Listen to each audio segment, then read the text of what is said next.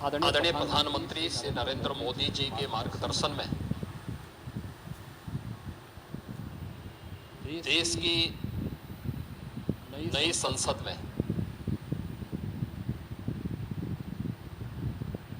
माननीय वित्त मंत्री जी ने देश का आम बजट प्रस्तुत किया है। यह बजट सर्वस्पर्शी, सर्वसमावेशी, विकासोन्मुख 140 करोड़ भारतवासियों की आशा, आकांक्षा और अमृत काल के संकल्पों को पूरा करने वाला सिद्ध होगा। आम बजट 2024-25 आत्मनिर्भर एवं विकसित भारत के निर्माण का एक आर्थिक दस्तावेज है। इस आम बजट में अंत्योदय की पावन भावना, विकास की असीम संभावना और नवोन्मेष की नवदृष्टि है। इस आम बजट में अन्नदाता किसानों की समृद्धि के लिए 1,52,000 करोड़ रुपए, कृषि और सहायक सेक्टर के लिए, महिला सशक्तिकरण के लिए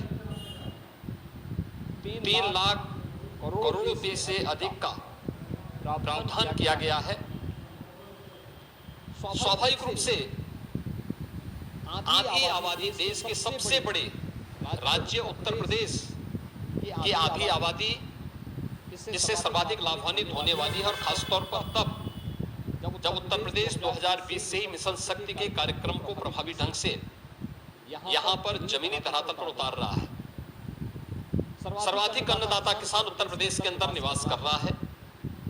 उन अन्नदाता किसानों की समृद्धि में आज संसद में प्रस्तुत आम बजट बड़ी भूमिका का निर्वहन करने वाला है। युवाओं के लिए लाखों नौकरियों के साथ साथ मध्यम वर्गीय परिवार के लिए प्रत्यक्ष कर यानी इनकम टैक्स में जो नए टैक्स स्लैब की घोषणा हुई है, ये सभी अभिनंदनीय है, स्वागत योग्य है। इस पूरे बजट को अगर मैं कह सकता हूं, यह बजट भारत को $5 ट्रिलियन की इकोनॉमी में बदलने के संकल्प के साथ ही दुनिया के ग्रोथ इंजन के रूप में भारत की भूमिका को और विकसित भारत की संकल्पना को साकार करने का एक आर्थिक दस्तावेज के रूप में यह देश की संसद में प्रस्तुत किया गया है। इस 140 करोड़ जनता जनार्दन के लिए समर्पित, उनकी आशा, उनकी आकांक्षा और अमृत काल के संकल्पों को पूरा करने वाले इस बजट के लिए आदरणीय प्रधानमंत्री जी के प्रति आभार व्यक्त करता हूं। माननीय केंद्रीय वित्त मंत्री माननीय श्रीमती निर्मला सीतारमण जी को और उनकी पूरी टीम का मैं अभिनंदन करता हूं।